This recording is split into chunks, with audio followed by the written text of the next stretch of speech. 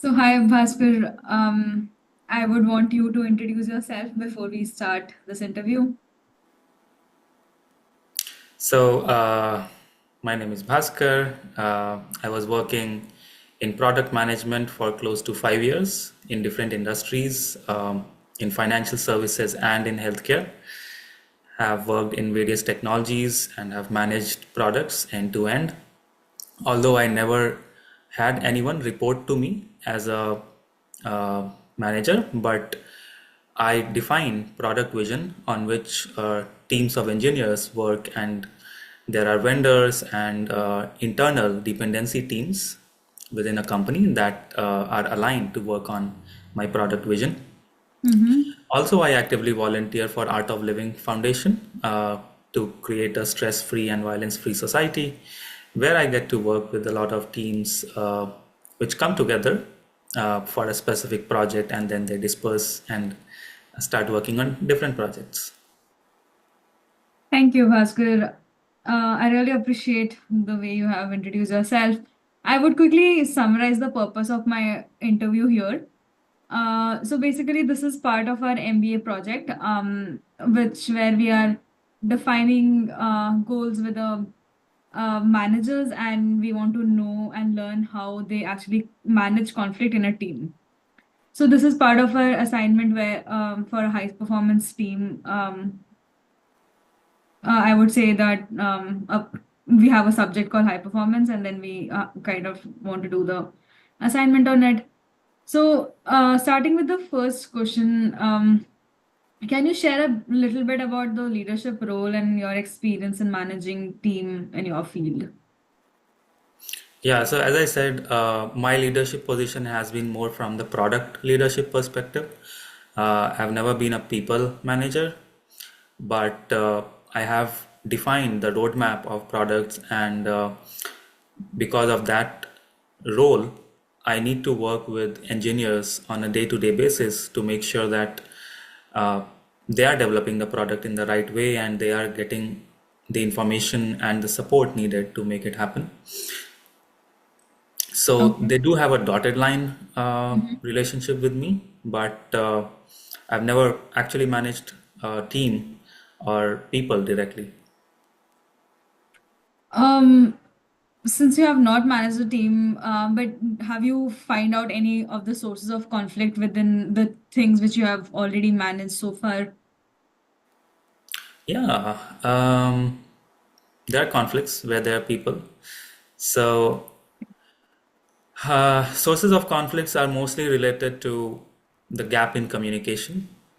If the team members who are not actively collaborating or discussing what they are doing in their pieces of work, at some point of time they need to come together and deliver value together. So if communication, that can lead to a conflict.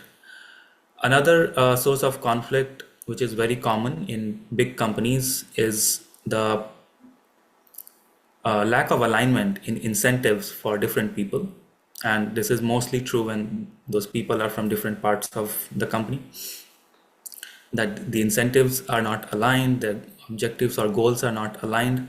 So conflict can arise from that misalignment as well. Okay, that's nice.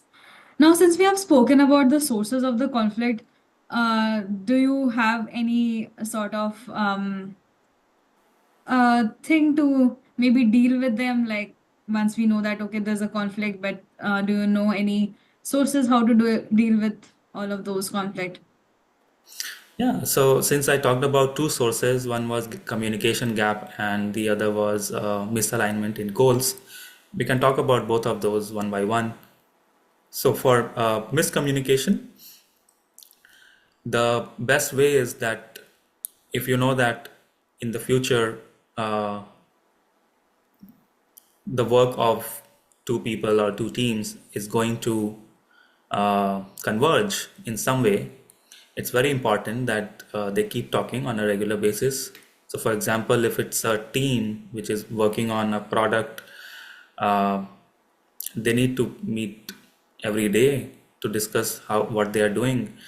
And if, let's say, an engineer in one team is trying to implement something, they need to get a peer review done by rest of the team members so that other team members can point out if there is going to be a potential misalignment in the future.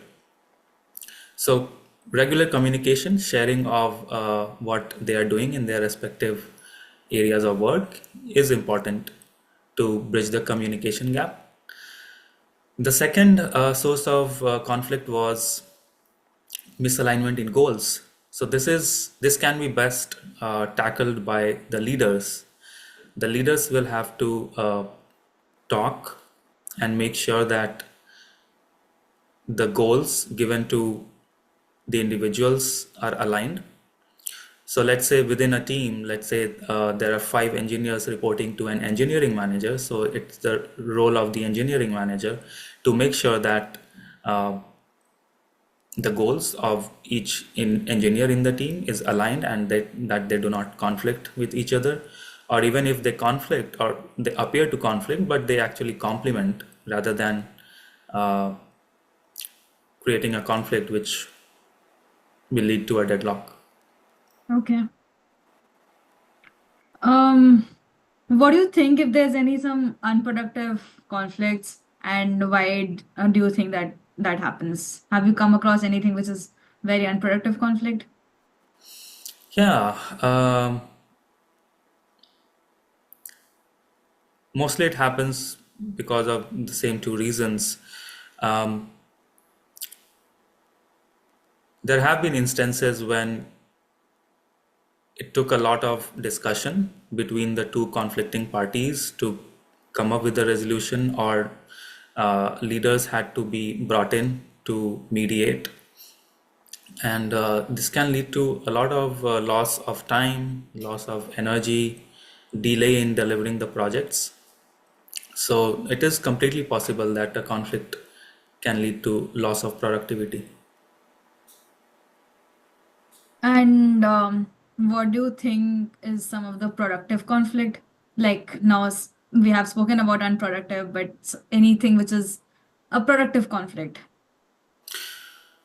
Yes, in the short term, there can be some conflicts which uh, can be turned into productive conflicts in the long term. So, for example, it is very important that in a project, if one person wants to implement a solution in a particular way, the Mhm. others should review it and provide any critical feedback, and not allow the solution to move forward if they think it's not going to be sustainable in one way or the other. So it's very important to have that kind of a conflict, although it's not, it should not be seen as a conflict.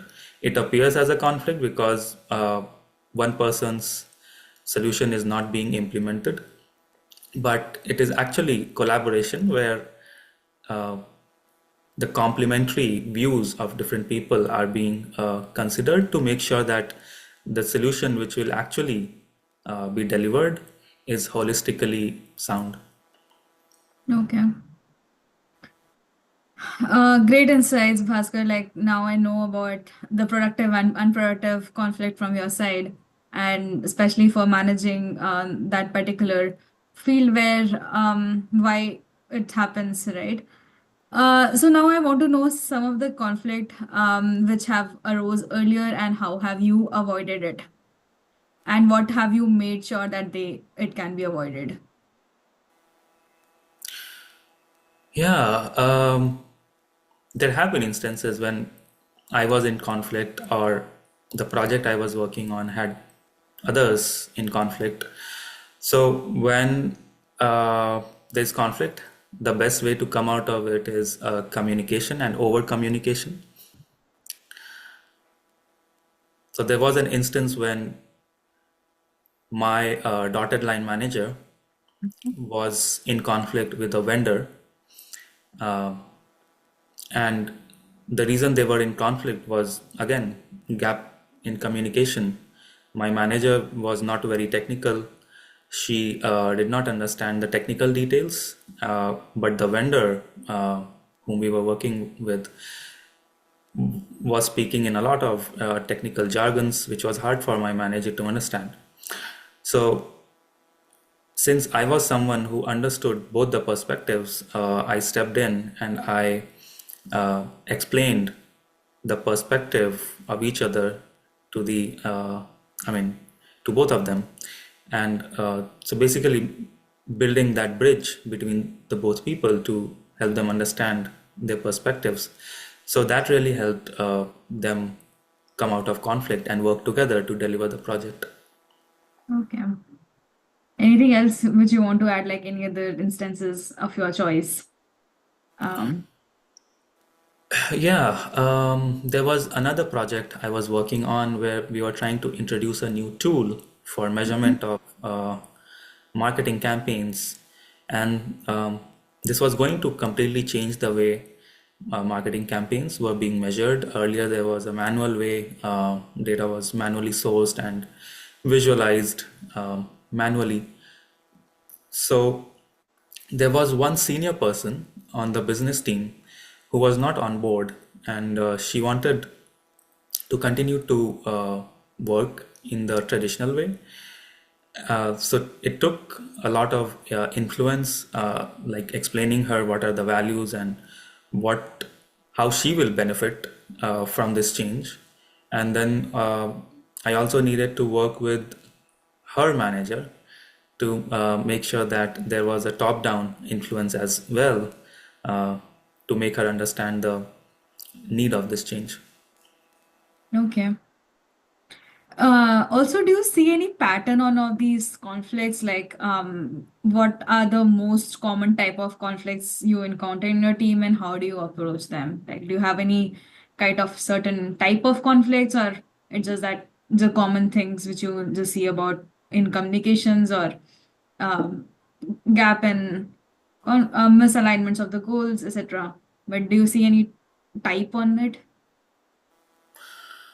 Um, it's mostly in those two buckets where most of the conflicts fall in, and since I'm in a technical product management role, so the conflicts are mostly about uh, whether to implement a technical solution in a particular way.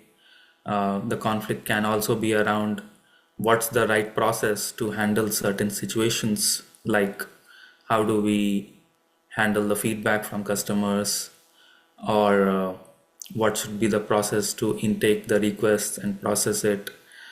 There can be also conflict around which team's responsibility is it to do a particular task. Yeah, that's pretty much it. Okay, I appreciate that. One last question around all of these conflict management is, what advice would you give to someone in a leadership position who is new to handling team conflict? First advice will be to not get caught up in the conflict, uh, to distance yourself from the conflict and look at it more objectively. Mm-hmm. In conflict, there are always two people or more than two people who have their own perspective on a particular topic, and it's important to understand, empathize with their perspective, and then try to come up with a common ground. And it does not always need to be a compromise. Sometimes to avoid conflict, people end up making compromises which may or may not be good. So it's important to look at the conflict holistically, look at everyone's perspective holistically, understand what's the company's objective, and then propose a solution which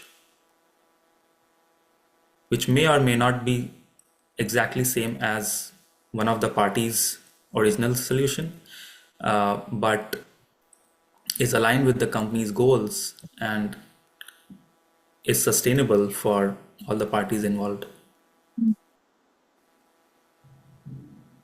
All right. I think I have got all of the answers from you. And it was really interesting to know some of the insights about how to manage a team and managing conflict within the teams. And I believe, in fact, in my team as well, when we were discussing about this topic, we definitely came up with this because, to as a mid-career level, with all of us, we all wanted to know how a manager actually sees conflict and how he manages it. So, some of the important and very good points which you have told about how to manage conflict is not getting caught up with the situations, having a very holistic approach in handling conflicts, and which also is aligning to your company's goal and etc. Well, I would like to thank you for taking your time out and giving us such a insightful things. I'm definitely going to integrate all of these things in my assignment, and hopefully learning things from you to implement this in future.